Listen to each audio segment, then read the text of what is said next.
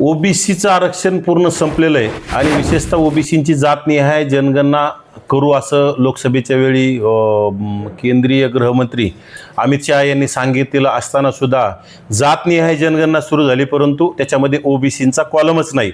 म्हणजे ओबीसींना फक्त चॉकलेट द्यायचे, ओबीसी आमचा DNA म्हणायचं, ओबीसींची मतं घ्यायची आणि मतं मिळाल्याच्या नंतर सत्तेत गेल्यावर ओबीसींना सपशेल विसरून जायचं आणि जे दादागिरी करीन, जे कुठेतरी झुंडशाही निर्माण करीन, त्यांना पाहिजे ते देण्याचं काम ते ओबीसींच्या वाटेचं काढून त्यांना देऊन टाकायचं असं सातत्यानं आम्हाला पाहायला मिळतंय. आणि खरं तर ओबीसीनं जागं झालं पाहिजे, कारण ओबीसी समाज जर जागा नाही झाला, ओबीसी समाजाने आपला लढा आपल्या खांद्यावर जर नाही घेतला तर ओबीसींचं येणारा काळ फार वाईट आणि भयानक असणार आहे. कारण राज्यामध्ये 12 ओबीसींचे मंत्री आहेत, मंत्री चकार शब्द ओबीसींच्या प्रश्नावर काढायला तयार नाहीत. अनेक ओबीसींचे आमदार आहेत. आमच्या आंदोलनामुळे ओबीसींचे अनेक आमदार सुद्धा नवीन आमदार निवडून आले, ते सुद्धा कोणी बोलताना आपल्याला सभागृहात दिसत नाही.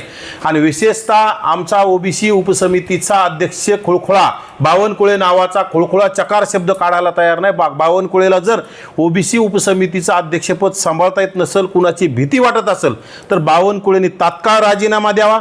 त्यासाठी धनंजय मुंडे असतील, गोपीचंद पडळकर असतील, आणखी भुजबळ साहेबांसारखे नेते असतील, असं कोणीतरी जबाबदार नेता त्यांचं ते अध्यक्षपद भूषवतील आणि नक्कीच ओबीसींना न्याय देतील असं आम्ही ओबीसींच्या वतीनं आम्हाला आशा आहे.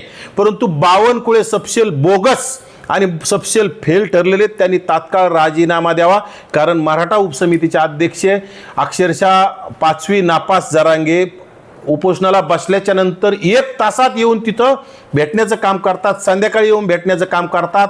1300 1350 कोटींच्या डील यांच्या चालल्यात कामामधून. आणि खरं तर त्याला पाहिजे ते देण्याच्या घोषणा करायच्या, अधिकाऱ्यांना प्रेशर करून बोगस नोंदीमार्फत असणाऱ्या नोंदीमार्फत कुणबी प्रमाणपत्र वाटप करायला लावायचे आणि ओबीसींचं पूर्ण वाटोळं करण्याचं काम झाडूपोचा करणार आमदार प्रसाद लाड आणि मराठा उपसमितीचे अध्यक्ष राधाकृष्ण विखे पाटील. आणि विखे पाटलाला नक्कीच याचे परिणाम येणाऱ्या 2029ला भोगावे लागतील. कारण ज्यांनी ओबीसींचं वाटोळं केलं, ज्यांनी ओबीसीचे वाटोळं करण्याचे प्रयत्न केले, त्यामध्ये आमचा घनसावंगीचा माजी आमदार राजेश टोपे असेल, अचलपूरचा आमदार बच्चू कडू असेल, गेवराईचा आमदार लक्ष्मण पवार असेल, असे अनेक आमदार आहेत. त्यांना ओबीसींनी घराचा रस्ता दाखवण्याचं काम केले आणि ज्यांनी आता ओबीसींचं वाटोळं करण्यात ठरवलं त्यांना येणाऱ्या काळात त्यांचे परिणाम भोगावे लागतील. राज्य बीडमधून आली आहे, हा सगळा प्रकार सोशल मीडियावर व्हायरल झाला आहे. वारंवार त्यांना धमक्या येत आहेत, काय नेमका हा सगळा प्रकार आहे? मुळात जरांगेंना बीडमधूनच धमक्या का येतात? जरांगेचं खरं इथं माहेर घर आहे. जरांगेचे अनेक आमदार, गुंड असणारे, चंदनचोर असणारे खासदार, जब्यासारखा आमदार, असे लोक असताना, लोकांना गायब करणारे आमदार यांच्याकडं असताना जर यालाच कसं काय धमक्या येतात? म्हणजे आपल्याकडं मीडिया येत नाही. आपल्याला काहीतरी हे गुत्तेदारीचे टेंडर मिळालेले विषय डायव्हर्ट करायचा, विलास घुले प्रकरणातून पुन्हा विषय डायव्हर्ट करायचा आणि कुठेतरी ठरून केलेली ही सगळी रेकॉर्डिंग असेल. आणि विशेषतः रेकॉर्डिंग जर ठरून नसेल तर फोन आल्याच्या नंतर नंबर असतो ना, तो नंबर पोलीस प्रशासनाला दिल्याच्या नंतर संबंधित कोण व्यक्ती असेल, तो कुठल्या जातीचा असेल, पातीचा असेल, जर जरांगीला धमकी देत असेल तर त्याच्यावर कारवाई झालीच असती ना.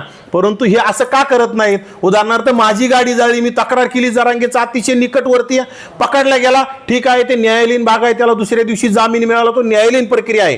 परंतु निष्पन्न काय झालं की नवनाथ वाघमारेंची गाडी नवनाथ वाघमारेच्या मेवण्याने जाळली म्हटले, परंतु पोलीस प्रशासनाने त्याला पकडलं आणि तो नवनाथ वाघमारेचा मेवणा आहे का नवनाथ वाघमारेचा कोण आहे हे पूर्ण महाराष्ट्राला कळालं.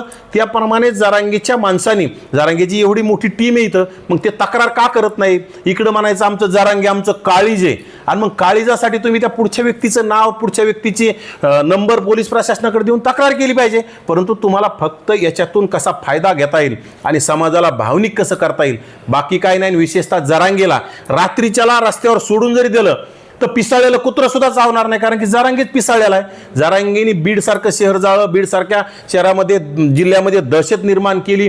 महाराष्ट्रात गोरगरीब ओबीसींना मारहाण करण्यासाठी त्याच्या झुंड लोकांनी, गुंड लोकांनी काम केलं. त्यामुळे जरांगे मूळ गुंडांचा, तडीपार लोकांचा, हद्दपार लोकांचा आणि अशा मारामाऱ्या करणाऱ्या लोकांचा, वाळू माफिया, गुटखा माफिया, मटका माफिया, जमीन हडप करणाऱ्या लोकांचा आका आहे. आणि आकाला कोण मारत असतं? तोच या राज्यामध्ये डॉन आहे. त्यामुळे जरांगीनी हो का कुठेतरी जरांगीच्या कार्यकर्त्यांनी खोट्या क्लिप्स व्हायरल करून आणि किंवा त्यांनीच त्या ठरवून क्लिप व्हायरल करून समाजाला भावनिक करण्याचं काम करू नये. आणि विशेषतः तुम्हाला जर खरंच तसं वाटत असेल तर त्या क्लिप्स आणि ते नंबर पोलीस प्रशासनाकडे देऊन त्या संबंधित व्यक्तीला अटक करण्यासाठी तुम्ही मागणी केली पाहिजे. प्रकारे वेगवेगळे आरोप देखील या प्रकरणात होत आहेत. जरांगेच्या निकटवर्तीयांना 1300-1350 कोटींचे कामं मिळतात. पाठीमागं सुद्धा काहीतरी 900-950 कोटींचे कामं मिळाले. आता सुद्धा काही लोकांच्या नवीन आता पुन्हा प्रामा तयार झाल्यात त्यांना सुद्धा कामं मिळालेत. म्हणजे विखे पाटलांच्या खात्यामार्फत हजारो कोटीची यांना कामं द्यायचे. ऊर्जा खात्यामार्फत जरांगेच्या निकटवर्तीय जो आंदोलनाचं आयोजन करणारा सरपंच आहे त्याला ऊर्जा खात्यामार्फत कामं द्यायचे आणि मराठा समाजाला घुमवण्यासाठी ह्या लोकांना हाताशी धरण्याचं काम आहे. ओबीसीच्या कुणबी नोंदीमार्फत प्रमाणपत्र काढून गरीब मराठ्यांचं भलं होणार नाही. फक्त ओबीसींचं राजकीय अस्तित्व संपवण्यासाठी सरकार आणि जरांगीची सेटलमेंट आहे. सरकार आणि जरांगे मिळून ओबीसींची राजकीय हत्या, ओबीसींचा केसानी गळा कापण्याचं काम करत आहेत. आणि ओबीसींच्या येणाऱ्या काळात गावगाड्यात ग्रामपंचायत सदस्य, जिल्हा परिषद मेंबर, पंचायत समिती मेंबर म्हणजे स्थानिक स्वराज्य संस्थेमध्ये सभागृहात प्रतिनिधी गेला नाही पाहिजे असं सरकारनेच ठरवलंय. विशेषतः ओबीसी आमचा DNA म्हणणारे नेते देवेंद्रजी फडणवीस हे म्हटल्याच्या नंतर ओबीसींनी भरभरून मतं दिले, परंतु त्यांच्याच सरकारमध्ये ओबीसींचा केसानी गळा कापणं सुरू आहे. हे ओबीसीने सुद्धा डोळे उघडले पाहिजे आणि येणाऱ्या काळात जशा तसं उत्तर द्यायला आपण सजग आणि तयार झालं पाहिजे. यापूर्वी एवढाले कामं त्यांना मिळाले का, त्या कामाचा दर्जा कसा असला पाहिजे, त्यांनी कुणाच्या मार्फत घेतलं, कुणाची पार्टनरशिप आहे. जरांगीला त्यांच्या गाड्या फिरायला मिळतात, जरांगीसोबत त्यांच्या गाड्या असतात, त्यांची माणसं जरांगीला भेटतात, सगळ्या यंत्रणा जरांगीसाठी राबवल्या जातात. मग याच्यातूनच ओळख येतं की 50% जरांगीची त्याच्यामध्ये पार्टनरशिप आहे. ठीक आहे, कॉन्ट्रॅक्टरला कामं मिळत असतात, परंतु जरांगीला पार्टनरशिप देण्याचं कारण काय. आणि विशेषतः गरीब मराठ्यांना फसवण्यासाठी जरांगीला पार्टनरशिप देऊन जरांगीचा पैशाचा बोळा देऊन तोंड बंद करण्याचं काम राज्य सरकारच्या माध्यमातून सुरू आहे. कारण गरीब मराठ्यांना शिक्षण आणि नोकरीत आरक्षण हवं आहे आणि जरांगी फक्त निजामी आणि प्रस्थापित मराठ्यांसाठी शिक्षण आणि नोकरीतल्या आरक्षणाच्या विरोधात EWS सारखं आरक्षण घालून ओबीसीमध्ये घुसखोरी करून फक्त जिल्हा परिषद पंचायत समितीमध्ये घुसखोरी करणाऱ्या नेत्यांसाठी, कार्यकर्त्यांसाठी काम करतोय. आणि या राज्यातील मराठा समाजातील विद्वान लोकांनी ह्या गोष्टीकडे लक्ष देऊन बघितलं पाहिजे. नाही, याच्यामध्ये खूप मोठं षडयंत्र आहे. आज ओबीसी जात्यात आहे, SC ST सुपात आहे. आज ओबीसींचं आरक्षण घालवल्या जातंय आणि येणाऱ्या काळात SC STंचं आता वर्गीकरणाच्या नावाखाली त्यांचे तुकडे तुकडे करून येणाऱ्या काळात त्यांचं सुद्धा आरक्षणामध्ये अशी घुसखोरी करून त्यांचं आरक्षण संपवायचं.